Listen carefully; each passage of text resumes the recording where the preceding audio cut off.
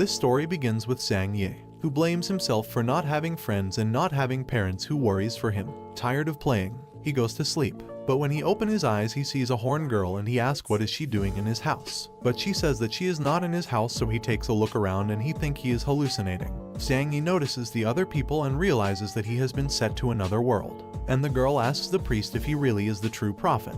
And he says that the prophet must be carrying a magical ring just like hers. Xiang Ye shows his ring and realizes that she also has another one just like his. She can't believe that someone without magic powers could be the prophet, and she also gets mad because he belongs to the human being tribe. Xiang Ye says that he doesn't understand anything, and he says that he bought that ring in a street store. So she tells the priest that he can't be the prophet since he is so weak. But he says that there was no mistake summoning him, and Xiang Ye will be the prophet that will save demon tribe of being extinguished. Xiang Ye, not knowing what's going on, asked them to tell him what's going on. So the girl introduces herself as Isabella Osa, the demon queen, and she says that day they were going to sing a peace treaty with human beings, but she didn't expect that her commander Lilian would betray her with the help of other humans. And while being disarmed, she took a big part of her magic powers, but she could stay alive thanks to the sacrifice of her 4 stronger subordinates. Hearing all that and seeing that he is in another world, Xiang Ye was planning to become the protagonist of the story. He asks why doesn't she hide on the mountains, but the other girls say that they are escaping from humans, so she summoned the prophet so he could help her, but they were disappointed since he was useless. In that moment, Isabella starts to feel bad and she transforms into a girl looking like a human being, and the priest says that this is because her aura has depleted completely, and they blame Xiang Ye because she used all her energy she had left to summon him. In that moment, some gentlemen say that the humans are already inside the realm and they escort Isabella so she can manage to escape, and the priest would stay to buy them some time so they can manage to escape. Isabella tell him to escape with them, but the priest is already preparing them to teleport. Isabella, crying, tries to take him, but he already took them to another place. In that moment, the door is destroyed and Tols Angus appears asking where the demon queen is. But she was already gone and planning to take revenge, so they decide to flee for the moment. But they were attacked on the back by the humans, and the girls are planning to sacrifice themselves so she can escape. Xiang Ye promises that he would protect Isabella, so he grabbed her by hand so they could escape.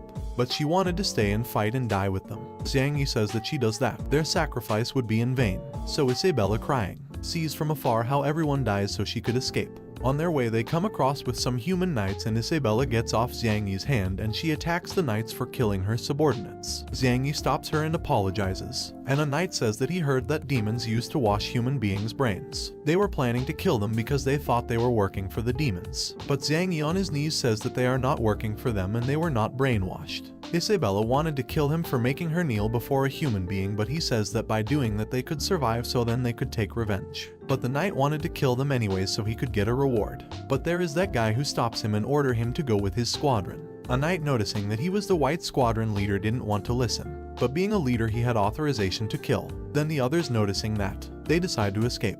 He introduces himself as Sophices, the White Dragon Knight squadron leader, and he asks them when the demons captured them. Before that, Xiang Ye thanks him for saving them, but Sophices order him to answer first, otherwise he would kill them. He says that he was captured when he was 5 or 6 years old, and he introduces Isabella as his wife and says that she was also captured by the demons, and Sophisa ends up believing him, and he offers his cape so he could cover himself since he was naked, and he would take them to the human being tribe city, but Isabella didn't want to go. Xiang Ye convinces her to go, and the next day they arrive to the city, where Xiang Ye gets surprised by seeing how the humans respect the knights. Isabella changes her name to Yi so she can't be recognized, and on their way, they get across with this guy from the royal family, called Talsberry. When Sophisis sees him, he orders his knights to go to the royal palace. Xiang Ye asks who he is, and a knight says that he has a higher rank than Sophisis by being a regent's son. He says that the current king is very young and the regent supports him making decisions, so he is above every man. Sophisis greets him politely, but when Barry notices that he is not the Red Dragon's Knights leader, he despises him. But Sophisis asks him why the Red Dragon's Knights were ahead of them, that they were supposed to sing the peace treaty with the demons, and he says that the new king's orders were to kill the demon queen. Then Sophis's father, who was the imperial leader, arrives. He is called Guro Dita, and he says that he heard his son was in town and he decided to show up and say hello. Xiang Ye is amazed by the fact that Sophis's father was someone important in the kingdom. A knight tells that Guro is close to the king, and also he and the regent has very different political points of view. In that moment, trumpets can be heard since the Red Dragon's Knight squadron arrival. They were carrying the priest's head impaled in a sword. Watching that, Isabella wanted to kill them all, but Xiang Ye calms her down, and while watching, Angus promises that H will kill him, Angus thought that Guro came to welcome him, but he says that he was going to see the king and both decide to go together. His son Barry gets close to him, but he threatens him and says that if he keeps on playing he will kill him, and they went without him. Then both decide to get out from the human realm and they take them to their new home. Xiang Ye is surprised by the fact that it was so big. In that moment some servants appear. One of them introduces herself as Alina and she was going to feed them. But Isabella asks why Sophices is being so nice with them even when he barely knows them. On the other hand, these two presents themselves before the king, who is just a boy, and he congratulates Angus for having completed the mission he assigned to him. But Guro says that what Angus did was a crime, because the mission was to sign a peace treaty with the demons, not killing the queen demon. He also says that if the missing demon queen returns to the demon tribe, she will bring war against humans and they will lose a lot of people. Angus says that before they could sign the peace treaty, Lilian told him that she had her people's support to rebel, and that if they helped her become the new queen, she would make a strong relationship between the two tribes. Then he delivers a letter to the king about what they had agreed with the queen. After reading it, he congratulates him for doing well his job, but Guro says that there's a mistake, because he does not believe the demons agreed so easily to accept their new queen. The king says to leave everything in Angus' hands, and being the king, he obeys, making Angus happy and Guro sad. Then we see Xiang Ye taking a bath and asking himself how to get back to his world, because he doesn't want to be in this world since he saw so many people die before his eyes. Then Sophices arrives to take a bath with him, and Xiang Ye thought that all that good treatment they were receiving they were going to take it back slowly. But he came to tell him that they were going to send people to look for his family, and Xiang Ye lies, saying that since when the demons brainwashed him, he can't manage to remember anything from his past. Sophices tell him that he had a brother called Sophisac and the demons captured him, and he asks Xiang Ye if he knows him. But Xiang Ye says no, because there were a lot of human slaves in the demons' tribe. Sophices gets sad, but Xiang Ye cheers him up by keep talking, and Sophices says that Lilian became the new demon queen, and then they keep talking about how his father and the regent aren't getting along. And when they finish with their bath, Alina takes him to his room, and when the door opens he finds Isabella changing her clothes. She was nervous at the beginning, but she closes the door rapidly, and she says that he should stop treating her as the demon queen since Alina had been watching and since he told everyone that they were married. They put them both in the same room, so they should behave as a married couple to avoid suspicion. Then they hear someone approaching and it is Alina, so they start making love to make Alina leave. But they were only making sounds to fake it. Xiang Ye was taking it too far, so she hits him and makes him go to sleep in the floor. Xiang Ye asks her how to get back to his world and she says that she doesn't know, making him sad. But he remembers about the rings and he asks Isabella for hers. He put them together and tries to get back on his own, but all in vain.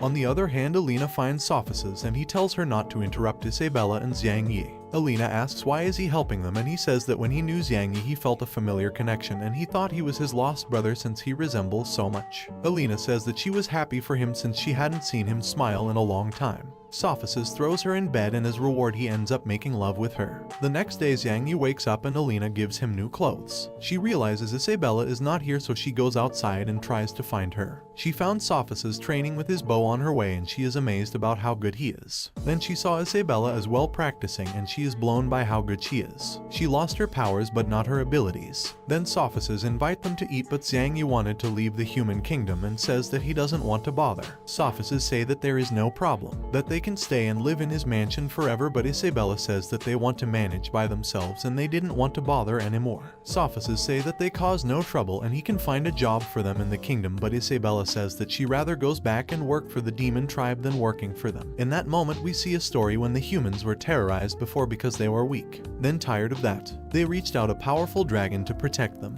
The dragon accepts, helping them with everything. As a sign of gratitude they use the dragon as a deity, creating Dragon Knight squadrons of different colors. We focus on the White Dragon Knight Squadron, which is the king's personal cavalry, and there are two ways get into the squadron. One is to demonstrate that's strong enough and worthy to serve the king, and the other way is by obtaining a diploma from an honor school in the capital. She says that she wants to be an honor student in that school to get stronger, and Xiang Ye thinks that was the only way to get out the human kingdom. She says that she wants revenge, and Xiang Ye scared covers her, saying that they want to save other human beings that are trapped within the demon tribe. Sophices says no because fights are not as easy as he thinks, but Xiang Ye says that he has other purpose by joining the school. He says that after he graduates they want to help him and his father to lead the human tribe to the top and return them the favor of helping them. Sophices end up believing him and they accept to enrolling them into the school, and he noticed that Isabella had talent for the school, but he suggests Xiang Ye to cook rather than fighting. 2 months after Sophists inscribe them and explain the different branches there are in school. He also says that there is a professor who will evaluate them to decide what branch is better for each one, and a knight is assigned to guide them in school. Before he go, he says that if they don't manage to pass the selection test, he will take them back to the mansion. Isabella and the other one make fun of him, but Xiang Ye is intended to pass the test. In school on the melee branch, Master Mike Yasa was going to teach them a technique, and this guys ask him to show the technique before everybody. Mike gives him a rock and asks him to hit a statue with all his strength. He destroys the statue a bit and Mike asks to show the rock, but it was already destroyed. Mike says that in order to learn the technique, he has to attack with all of his strength, but the rock must remain intact. The guy says that it is impossible. Mike grabs a little bird and with all of his strength he destroys the statue, and he demonstrates that the bird is still alive. His students are amazed and are asking to themselves how he did it. Xiang Ye surprises him and the knight introduces them as students who are going to take the entry test. Mike asks if he wants to join his branch, and getting angry he activates a fierce power, scaring them all. But he realizes that Isabella didn't get scared and he proposes her to join his branch, but she refuses since she wants to join the magic or sword mastery. The knight thought that Xiang Ye was also fine, but after he touched him he ended up fainted because he couldn't hold the Mike's fierce ability. He wakes up after a few moments and he is told that he failed the test. Xiang Ye was happy about it because he didn't see himself training for that every day. He introduces himself to this guy to be his friend. The guy introduces as Alex Air and accepts being his friend. He says goodbye because he had a fight class to attend, and the knight agrees to take them to magic and fencing. Then we see a training field where Dorona, the fencing teacher, and Wadley Ac, the magic teacher, were fighting to decide which branch would use the training field. Both were equal in powers, but they kept fighting and they use a powerful attack but gets deviated and almost killed an old man. But Xiang Ye manages to save him by a hair, and he was terrified because if the attack would have reached him, he would be dead. Dorona points him with the tip of the sword and asks him who he is because she never saw him by the school before, and Xiang Ye says that he helped the old man from dying, but when he turned to see him, he was not there anymore. The knight says that he is Sophists' friend, and when she heard that name she was desperate to see him, but the knight says that he didn't come. And angrily she asks why they were there in her branch. He explains that they are new students and they came to take the entry test, but before that they are going to measure their strength. AC gives them a sphere to measure his strength, and Xiang Ye, not knowing what to do with the sphere, he asks the knight and he starts explaining. He says that the sphere reveals how much limit power there is inside each person, and that limit power is how strong can a person be with training. If their power limit is low in both magic and fencing, they will be rejected. Isabella grabs the sphere, and when Dorona notices that there is not any shine representing her power, she was going to reject her, but in that moment the sphere starts to shine with a strong light. Everybody is surprised by the fact that she had so much power, and AC asks if she had learned magic before, and Isabella says yes, but for any reason she lost her magic. AC accepts her into the magic branch, but Isabella goes to the sword and she says that she is hesitant between magic and fencing. Dorona underestimates her, saying that she wouldn't make it to her branch, but Isabella tells that she studied fencing abroad and she wanted to take the test. She accepts and sends Barry to fight against her as a test. And before they start fighting, she explained the rules, and one of them is that they can't use all of their limit powers, and after the whole explanation Barry starts attacking them. But Isabella avoids his attacks easily and Barry continues attacking her, but no attacks manage to reach her. Isabella gets close with one attack and uses an incredible ability to make him get back and making him angry, so he uses his limit powers and attacks. But this guy called Legend stops the attack, saving her, and Xiang Ye thanks him for saving his wife, surprising everyone there by letting them know that they are married. Dorona gets mad with Barry for using his limit powers, and on the other hand she presents her most powerful apprentice, and he was eager to see him as Isabella fight partner in the future. Dorona asks if her abilities were learned from Makia, and her answer was yes, surprising everybody because Makia was known as the sword god. Dorona sees that she is very strong and accepts her as his student, but AC says that she is her student, starting a fight to decide which one of them she stay with. But Xiang Ye interrupts and asks for the sphere so he can measure his powers. He thought that he would have a big power to become the protagonist of that world. But minutes passed and the sphere wouldn't start to shine, not even a bit, and AC takes the sphere from him, saying that she already knew the results since the beginning, calling him a useless piece of wood. The other students also starts to mocking him, and the knight explains that the term useless piece of wood is a person that has no power limit, making him sad. Isabella yells to the other students to shut up, if not they would have to face her. Xiang Ye hears that, recovers and says that even if he has no powers, Isabella would always protect him. And before he goes to try another branch he cheers her up and wished her luck in whatever branch she chooses. On his way, Xiang Ye asks the knight if he could join a branch without having any limit power. He says yes, but for now, He can't choose a fighting one. After a bit of walking they reach the forging class where he see that they were drawing a sword, but their drawings were terribly bad. Xiang Ye thought that in forge classes you would have to be hammering all day to create objects, but Master Ashton Martin says that he doesn't know anything about forging. The knight explains that he was captured by demons and he doesn't know anything about forging, and Martin shows him how the forging is in the human tribe. Meriton grabs an enormous brush and draws a sword in the floor, and with one word he makes the drawn sword merging out of nowhere. Martin says that this is how humans create things, and if he wanted to forge he had to have a gold alignment crystal. Xiang Ye, not knowing what that is, he asks how to use it. Martin explained that with those crystals he can create things just as he saw with a magic brush, and Xiang Ye gets sad because he thought that he needed limit power to use it. He says that limit power is not necessary in the forge. Hearing about that, Xiang Ye kneels and asks him to teach him how to forge. Martin asks for a drawing as tests and he draws Dorona's portrait, surprising everyone with his drawing skills. Martin accepts him as his student, and before joining a partner he says that he has to know the rules of forging classes. He says that he must be very careful with what he creates and be responsible if something bad happens, and he cannot create living objects. Xiang Ye accepts and thanks Martin for accepting him into his branch, and Martin gives him a brush so he can begin with his classes. Later on, Guro arrives very angry to the king's palace, where he asks for an explanation on why the regent wants to execute the agriculture minister and the leader of the Grey Dragon's Knights. Angus says that the agriculture minister gathered with the East Beast's tribe and the Grey Dragon's Knights leader ordered to bring food to them. Guro says that they did it because that tribe was struggling with drought and food, so they sent food to be able to get along with them. He asks to reconsider that decision of killing them, but Angus shows him that some beasts were already captured and one of them will be the sword god, Makia. He also shows the heads of the agriculture minister and the Grey Dragon's Knight leader. The king is confused and asks Angus why he did it. Angus says that as the king is a good person, he did the dirty job for him, and he also said that knights from the Black Dragons and Red Dragons are on their way to the East tribe to extinguish them. When Guro hears about that he asks the king to stop that before it caused more tension with other tribes. But the king is afraid, not knowing what to do. So this guy let the chains off on purpose, and Makia, noticing that his powers were coming back, shouts that he will not let his people and his tribe to be extinguished and attacks the king to end everything. But Sophices stops his attack and he stabs Makia, ending with his life. And this guys get near the king to see how he was, and he gives the final blow to Makia. The king gets petrified, scared by that beast, and Guro realizes that everything was planned by Angus, who accepts it with an evil laugh. After that, Xiang Ye is walking towards some portals, and not knowing where they would take him, he asks a knight, and he tells him that those portals takes you from the academy to the residence. He also explains that if he wanted to keep studying in the academy he would have to live in the campus. Xiang Ye asks why he doesn't return to where the knights are, but he gives him a key and says that if he doesn't want to live in the campus, they would teleport him back to the mansion.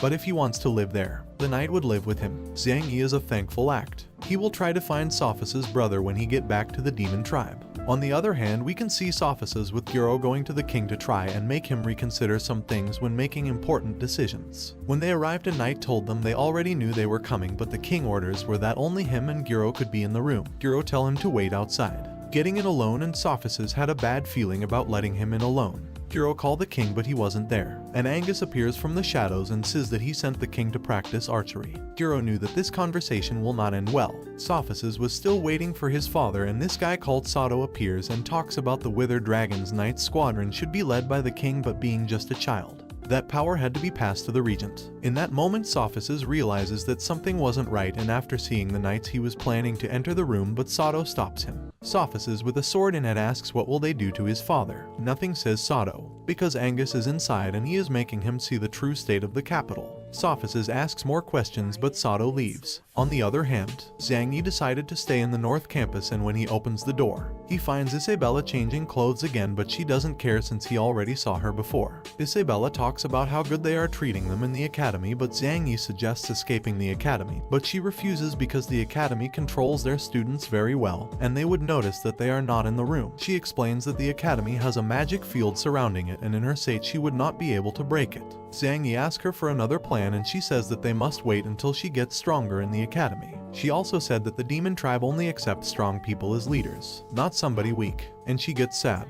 when Xiang Ye sees that. He promises her that he would take her back to the demon tribe so she can be the queen again, saying that he chose the forging branch because it is destined to be powerful. Then he asks her what branch did she chose. Isabella says that she chosen both so she could recover her strength quickly, and both teachers accepted. Xiang Ye takes advantage of the conversation to get into the bed, and they kept talking about how they could become stronger quicker. Then when she saw him on the bed, she asked him to leave, but Xiang Ye says that he is just pretending to be a married couple, making her blush. They keep talking, but Isabella throws him out, threatening him with a sword, and he goes to the floor where he starts thinking about things he can create with his magic brush. The next day, Isabella wakes up, and when seeing a silhouette in front of her, she grabs her sword asking who is there. But when she sees it well, she realizes that it is a statue made by Xiang Ye, and after getting out of bed she sees other objects, asking to herself what could it be. Then she hears some noise in the living room, and she realizes that there are other creations made by Xiang Ye, and she was planning to ask him everything about those creations in the night. In Forge class they were waiting for Xiang Ye, but as he didn't arrive they were about to begin with the class. But in that moment Xiang Ye arrives with a bicycle, and everyone is amazed by Xiang Ye's creation, because in that world vehicles boosted by human didn't exist. When Martin sees the bicycle, he gets on the bicycle and Xiang Ye teaches him how to use it. It gets complicated at first, but later he managed to drive it. Then Martin destroys the bicycle for not breaking, leaving everyone disappointed because they all wanted to try. Xiang Ye promises that he would create another bicycle, but he couldn't in that moment since he ran out of gold alignment because he spent all night trying things. Xiang Ye realizes that the forge works with thoughts, and he asks to himself what would happen if he built objects from his world. So he built a cell phone as a trial, but it didn't work since he doesn't know how cell phones work, and he kept on building useless technological stuff because in his mind he didn't know how they worked. Then they get back to the class where Martin gives him another gold alignment stone, and he was going to explain how to differentiate gold alignment stones and its uses. Martin gets his briefcase out from the forge, and she explained that they can use the stone just like a blacksmith does, but that would harm the user. He says that 2 decades ago he was visiting the dwarf tribe to improve his forge, and he saw that they made really beautiful objects, but the one creating them suffered damages to his body because they used hammers just like the blacksmiths did. After Martin's big research, he realized that they could use the stone in a very little form by embedding it into the brush and drawing objects to be created out of nothing. Xiang Ye doesn't understand completely, so he asks Martin where the gold alignment stones come from. Martin says that they form inside a mine in the capital's border, but the problem is that a powerful golden dragon lives there. The king used to send the Purple Knight Squadron to collect them, and they would refine the stones and sell them to finance the military. Martin says that each stone cost 10 golden coins, and everybody is shocked by that because they were too expensive. Xiang Ye doesn't know what 10 gold coins worth, and one of his school partners explains that 500 people can be fed with 10 gold coins for a month, scaring him because he used them deliberately. Then Martin says that that's the lesser range stone, and he shows them a range of stones going from the lesser ones up to the better ones, which can reach a price of 50 gold coins. Then he explains that stones differ by color, like the red one which uses fire as base, but they worth up to 500 gold coins. Then he gets his magic brush out and he explains the limits of his lunar stone and how rare it is. He is the only one who has one in the capital. Then he tells a story about when he was young studying the forge with the dwarves, but they weren't as sociable, but later on they acknowledged him by realizing how determined he was. The dwarves had 4 lunar stones and they gave him one of them as a reward for obtaining many achievements. With that stone, Martin built the walls protecting the capital and explains that the power of a lunar stone is infinite but has a price, and that is that extracts the user's consciousness. One of the students says that this side effect must have not affected the master because his looks pretty healthy, but another student points towards a photograph where you can see a handsome guy, and that was the master 10 years ago. And the students are in shock by that because now he is bald and ugly. On the other hand, Sophices is with his father, but he arrived home very upset, saying that everything was over, worrying Sophices for what they could have done to his father. On the other hand, Isabella was training fencing, and by the end Dorona congratulates her for training more than the others. But she felt bad because she got tired easily because that didn't happen when she had all of her power. Then she goes home and she finds all these stone sculptures of both of her masters, and she realizes that they were made by Xiang Ye. Isabella takes a blueprint and Xiang Ye says that those were dwarves tribe's blueprints where they were creating steam machines, surpassing the intelligence of the demons tribe. Isabella kicks him and warns him about creating too many things, otherwise their identity would be exposed. She also scolds him for creating a sculpture of her and her masters, and thinking about what disrespectful things he could do with them, she hits him even more. The next day he was happy because the steam machine worked and he could create a powerful mecha. Then he see that his fellow students were gathered in a place, and one of them says that Master Martin went into the gold alignment mines, and that was because when they went to buy stones last night, the prices were too high. Martin tried to convince them to sell them at a normal price, but they didn't want to because they needed a lot of money for military services. So an angry Martin went on his own. to look out for stones, but his students were worried about him because he was just a forging teacher, and he alone could not take down a dragon. Xiang Ye was going for help from the other teachers, but one of his friends stops him because they were in an audience with the king. Xiang Ye was very angry for doing nothing about it, and then he sees Alex and he offers him money and tell him to go and buy 1 gold alignment for his magic brush. Xiang Ye builds a car with that to go and save his master. On the other hand, Martin is arriving to the mine, but one of the knights didn't want to let him through because only purple dragon knights were allowed to enter the mine. Even with all that, Martin gets in and starts looking out for gold alignment. Then we see Xiang Ye and the others arriving the mine and planning how to get in to look for their master. But then an explosion occurs and they see dust coming from inside and Martin getting out from it with the gold alignment. He also defeated some monster with the weapon he invented with the dwarves' help. The guy was happy with his gold alignment, but they could use them already because they needed to be refined. But the problem was that the refinery team worked with the Purple Dragon Knights. And in that moment some knight surrounds them and the refinery master calls him out for getting into the Purple Dragon Knights' territory. Martin also calls him out because those monsters weren't that strong to justify the price increase of gold alignment. The guy says that it was not his business and give the order to kill them so they could take the gold alignment. But Isabella together with Martin and Alex were defeating almost every one of them, but the refinery master steps in attacking Alex, but Martin protects him and his weapon get destroyed. That guy uses a special slime creating many clones and he planned to attack them, but Xiang Ye had finished his creation. Xiang Ye is completely covered by the rocks and the refining master attacks the others, but Xiang Ye inside the rocks neutralizes him using a powerful attack. Then he throws another attacks to the other master, but he manages to deflect it, hitting his knights, and everyone is surprised to see a mecha getting out from those rocks. The purple knights get scared to see that mecha, and Martin is surprised even more because the dwarves wanted to build something like that but they couldn't, but Xiang Ye did. The refining master attacks him with everything he got, but no attacks could manage to damage that mecha, and Xiang Ye starts defeating those knights and capture the refining master and threatens him, saying that they must not mess with them. And we can see that the ones behind all that mess were the regent's family. Since they wanted to earn more money, they was planning to raise their prices of gold alignment. But a soldier arrives saying that the forge branch gathered the gold alignment and also they captured the refining master, surprising everyone. Xiang Ye and his group arrives to the kingdom, but the purple knights won't let them through, and behind them were the people who raised the prices, and they ordered to capture them for breaking the law by collecting gold alignment without any permission. But Sophices arrives with other guys and says stop, and he tell Barry that the king sent him to stop Martin. Barry doesn't buy it, but Legend being his uncle, he releases his power, making him obey the new orders given by the king. But this also affected Xiang Ye, which ends up being amazed by that enormous power. Being just his nephew, Legend warns him not to be so careless just because his father is the regent, because for Barry he was only a piece of trash. Dorona also scolds him for not going to class, and Martin asks Sophices to arrest him, but he denies because the king never gave that order since he cares so much about him. Xiang Ye thanks Sophices for helping them again, and he told him not to do that again because he doesn't want to see him die. On the other hand, AC tells Isabella that she picked her to represent the magic branch in a festival. But she fights again with Dorona because he also wanted her to represent the fencing branch. Sophices asks Xiang Ye to go with him to the palace, and once there they talk to the king about the gold alignment price increase. In that moment Angus arrives informing the king that he discovered that the Purple Knight's leader is increasing the price of gold alignment. He also said that he already punished him and suggests the king that the forge branch should be in charge of collecting gold alignment stones. Everybody is surprised by that, and the king asks about the military budget.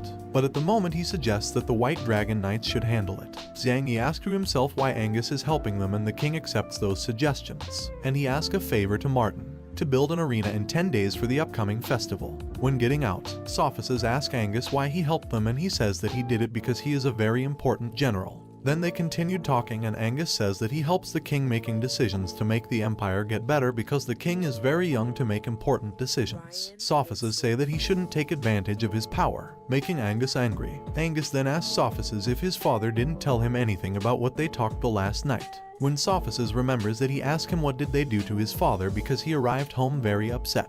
And they were about to start a fight, but some soldiers arrive and tell him that his father hanged himself in the library, and Sophices got scared, and the other were surprised. That night Xiang Ye were depressed about what happened to Sophices. He didn't want to feel bad, so he asks Isabella what branch she decided to represent in the festival. She said that she will represent fencing and science branches. He starts bothering her, saying that she should join Legend in the magic branch, making her angry again.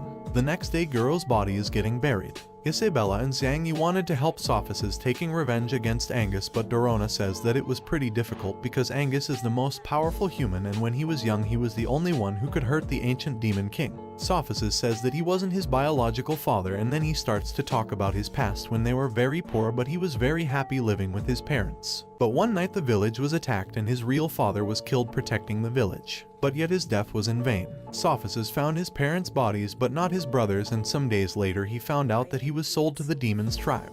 In order to save him, he trained so hard and he joined the army where he acquired combat experience, and one day Guro visited the squadron where Sophia's was. And after seeing how Sophisis killed one of his partners, Guro asked why he did it. Sophisis says that he was nearly dead and leaving him alive would be leaving him with a lot of pain until death came. After that he adopted him and he treated him very well. He wanted to create along with him a world where every tribe could live in peace. Dorona asks what should they do now, and Sophisis say he can only give his bets to move on. Then we see Angus talking with a hooded guy, but he left after this girl's arrived, picking the heads of some people, completing the mission Angus assigned. Angus assigns another mission to her. He already enrolled her in the academy where she has to represent the archery branch, and gives her a photo of Xiang Ye so she can find her target.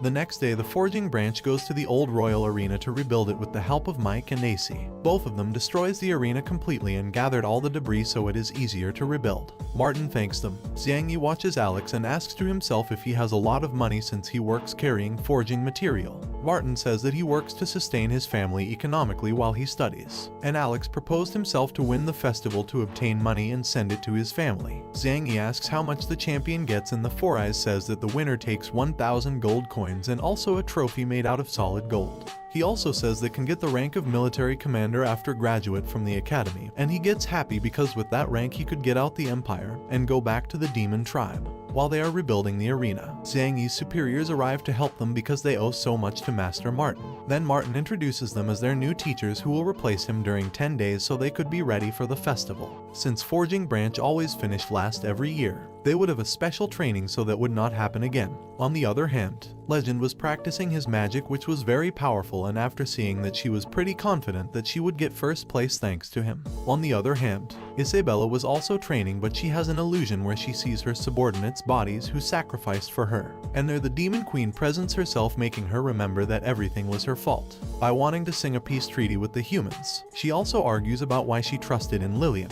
Isabella gets angry and Dorona notices the enormous power she was about to unleash, so she knocks her out. Dorona is surprised to see all that evil power limit. She was even scared. On the other hand, Sophisis was walking through the capital. He sees an invention he never saw before in the capital, and he is also surprised to see all those citizens using objects he never saw before, and when looking at other store he realizes that all those inventions were Xiang Ye's. Then he goes to the royal arena to see Xiang Ye, but he is told that he went into the South Forest with Alex. Before he went there, he told them to give Sophisis all the money he got inside the gold alignment mine for the military budget, but he didn't want to accept it because that was money recovered by the people entering the mine. But they told him that it wasn't the case because with Xiang Ye's machine they collected gold alignment faster, and that's why prices went down because it's easier.